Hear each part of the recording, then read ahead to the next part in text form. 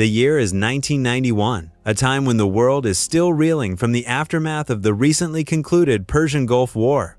American soldiers are deployed to wrap up unfinished business, but with little action to keep them engaged, they end up throwing parties at night out of boredom. We have Troy, a new dad, and his best friend Conrad, who secretly wishes he has Troy's life. Then there's Major Archie, just 2 weeks away from retirement, who spends his nights with reporter Kathy in return for exclusive stories. This arrangement frustrates rival reporter Adriana, who's tired of being kept in the dark and refuses to stoop to Kathy's level just to get the scoop.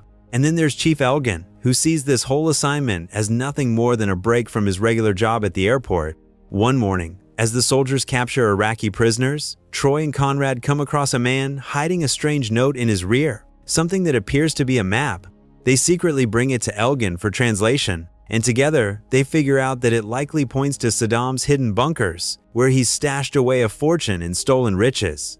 Archie is being reprimanded for his actions with Kathy and is ordered to accompany Adriana as originally assigned. Adriana has heard about a note hidden in a prisoner's rear and wants the full story, so Archie brings her around the base. But the story has already shifted, and all the soldiers share are rumors and exaggerations. Archie persuades her to give him some space since no one will talk with her around, which gives him the chance to meet Troy and the others in a tent. He finds the map, and while shining a UV light to expose a hidden path on the paper, he explains that it leads to gold bars stolen from Kuwait.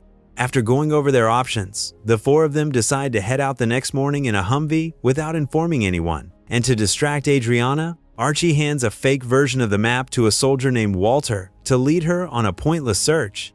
The next morning, the group sets out with Archie taking the wheel. While on the move, the others use the chance to practice their shooting by aiming at balls, but Archie tells them to stop after realizing that Conrad put explosives in some of them.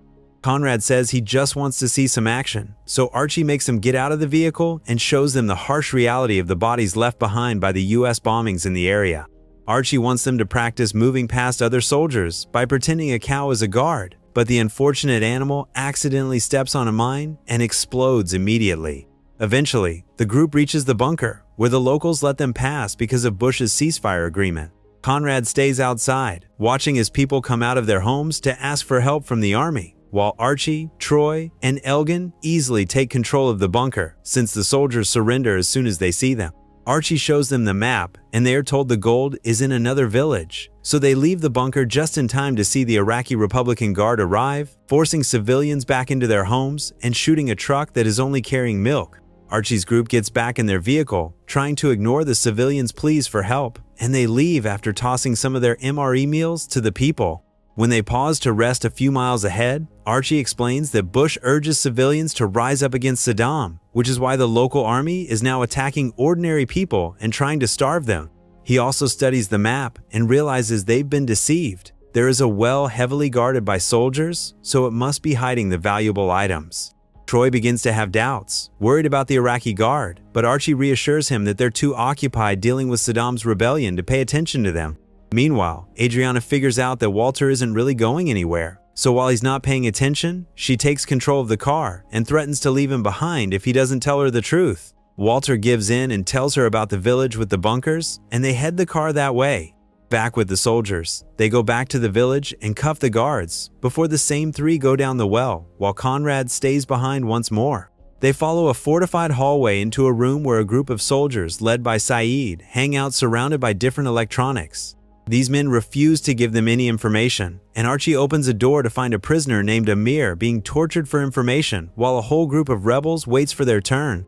They send all the prisoners out, allowing Amir to reunite with his wife and child while the trio is led into another hidden room. Saeed understands that Saddam wouldn't want to be robbed, but his main concern is the rebels, so he's willing to give the Americans the gold if it means getting out of there. The trio discovers dozens of suitcases full of valuables like jewelry and expensive watches. Archie reminds them they're not ordinary thieves. They're here to return the Kuwait gold, so they find the gold bars and put them into Vuitton bags, which can hold the weight better than the old suitcases. Outside, the Iraqi Republican Guard arrives to arrest the rebels, ignoring Conrad when he reminds them that the American army is in control of the area. The trio comes out carrying the gold, planning to steal a truck they spot nearby, and the Iraqi guards agree to help just to get them out quickly. After loading all the gold into the truck, the Americans try to leave without getting involved, but an Iraqi guard shoots Amir's wife, causing Archie to have a change of heart. He confronts the guards, telling them to leave, but this only sparks a firefight. Half of the guards are killed and the rest surrender. Troy is shot, but luckily his bulletproof vest stops the bullet. Ignoring Troy's protests, Archie loads all the rebels into the truck and the Humvee, and the group escapes just as Iraqi reinforcements arrive. Unfortunately, the reinforcements bring gas bombs and fire them at the vehicles, making it hard to see and causing them to accidentally step into a minefield. Troy gets separated from the group while trying to stop 2 children from stepping on more mines and is captured by the Iraqi guard, while the others are saved by a group of rebels hiding in an underground bunker nearby. These rebels also manage to take the gold. Conrad wants to go after Troy, but Elgin has to stop him from doing something reckless, leading to a fistfight between the two before they are both pulled into the shelter as well.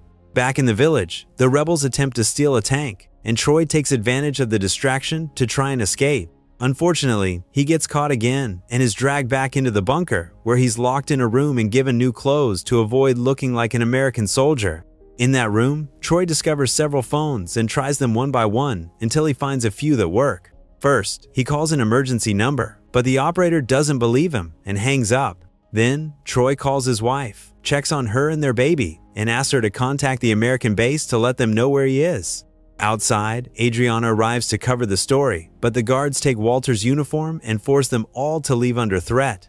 At the American base, Colonel Horn finds his soldiers still giving interviews to Kathy and stops them before the situation gets worse. He wonders if Kathy knows where Archie is gone, which leads the other soldiers to finally admit that Archie and 3 others left with the map. Horn puts everyone to work on studying maps and monitoring radio transmissions to track them down. Back at the hideout, the rebels tend to Conrad's and Archie's wounds, and Conrad apologizes to Elgin for hitting him. After that, they check the bags and realize they miss a few, but it's still an incredible amount of gold that could make them rich for life. Amir explains that they have no radio and no water, and that Troy was taken to the Oasis bunker. Archie can't call for backup because the treaty forbids Americans from getting involved in the uprising, so he makes a deal with Amir. The rebels can keep part of the gold, and in return, they will guide the Americans to the Oasis bunker and help carry the rest of the gold. In exchange, the Americans agree to help them cross the Iranian border. Luckily, the hideout has enough weapons to rearm the soldiers, and Conrad has managed to recover his bomb balls from the Humvee. Meanwhile, Troy is being electrocuted to get information. Saeed leads the interrogation, and when Troy appeals to him by saying he's a father, Saeed tells him he's a father too. His entire family was killed by American bombs, which is ironic since he joined Saddam's army to protect them. He asks Troy to imagine the same thing happening to his own family, and Troy understands that the pain is worse than death itself. But this doesn't stop Troy from being sassy towards Saeed, so as punishment, he is forced to drink oil.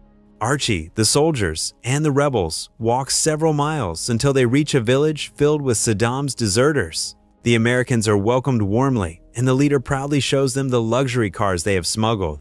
Archie attempts to persuade him to lend a few cars for free, even delivering a speech about uniting to fight Saddam, but the leader refuses to accept anything other than real money. Realizing they have no other option, Archie spends some of their gold to buy the cars.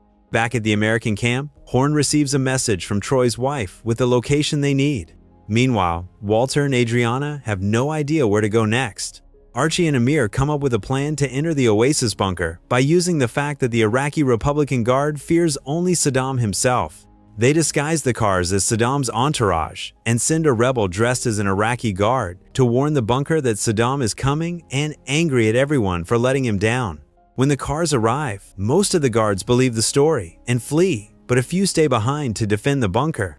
Conrad and the rebels stay behind as a firefight breaks out, while Amir and Elgin go inside to rescue a group of prisoners. Archie also enters and rescues Troy, shooting everyone in the room except Saeed so Troy can take revenge. However, after their conversation, Troy decides to spare Saeed for now.